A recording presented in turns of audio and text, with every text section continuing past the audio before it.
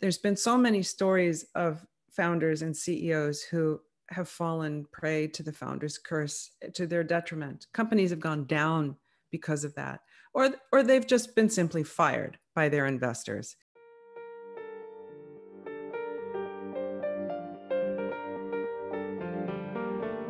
So for someone just starting off, that environment is important to have that support. Yeah. I mean, and if you don't have it, you have to create it because you're going to need it. Now it's interesting there's this part in the book where one of your friends or colleagues approaches you and says, Sabrina, you're the CEO. You could do whatever you want. Oh, God, yeah. Yeah, no. Like, no, I can't.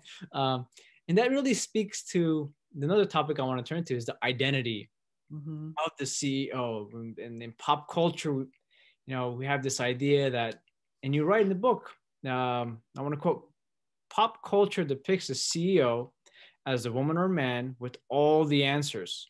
In the real world, the CEO is a person who has all the questions and the confidence to ask them.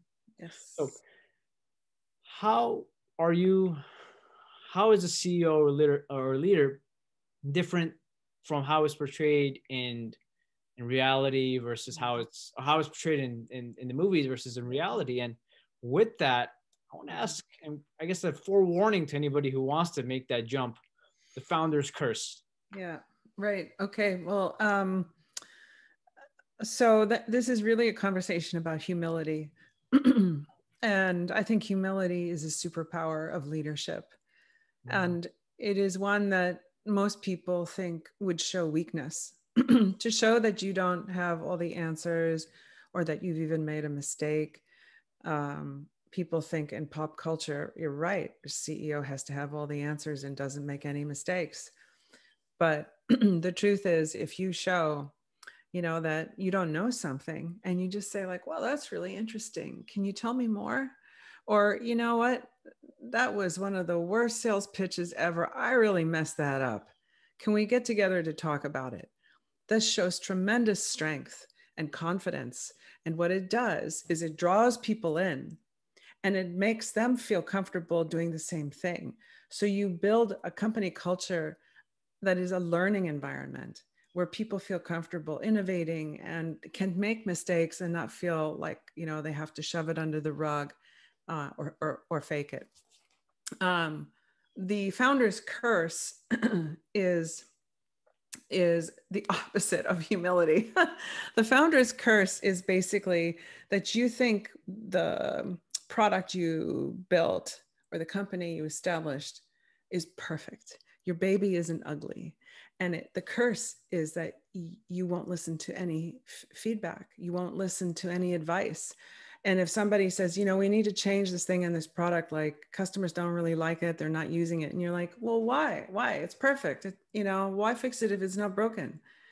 That is the founder's curse. And it is, it can really hurt your company because you may miss out on opportunities. You may miss a competitive edge, and you can really take your company down with you. And I've seen so many startup CEOs fall into this trap. What's some advice you would give as kind of a wake-up call, like splash of cold water, like you're going down this path? What would you recommend? And the founder's curse? I mean, again, surrounding yourself with a leadership team of people who will pull you aside and say like, you're way out over your skis here. You've got to see the reality of the situation, and they'll tell you what you need to hear, not what you want to hear. You must surround yourself with people who will do that for you, not to be argumentative for argument's sake. That's not helpful at all, but to really pull you back to center when you need to. Same goes for having mentors around you who will do that. But you have to make a commitment yourself to reality and to staying grounded in your core values. There's been so many stories of founders and CEOs who have fallen prey to the founder's curse to their detriment. Companies have gone down because of that, or they've just been simply fired by their investors. So you just really have to stay grounded in reality, your core values, and surround yourself with people who will give it to you straight. I want to add to that, the theme of the CEO, kind of build upon that. Depicted in pop culture, CEOs are usually extrovert. They're going around doing deals. Yeah. Woo! Yeah. They're never lonely. Yeah. They are always on top of, I mean, they're always on top.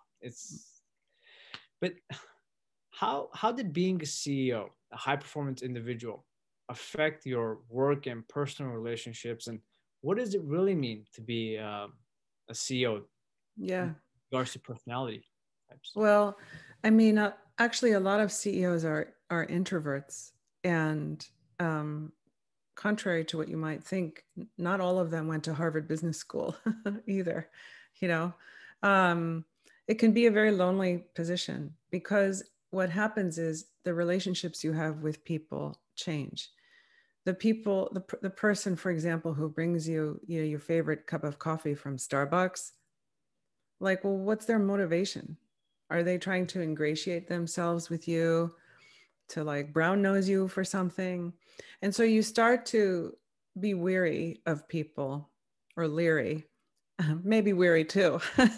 And you don't really trust everybody, and that can be very isolating. People don't want to have drinks with you after work because you're the boss.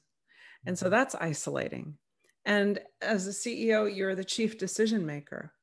And so you have to sometimes make very difficult decisions, and people may resent you for them, or worse, like especially if they're laid off and they have to go home to their families at night and tell them that they were let go because of the decision you made.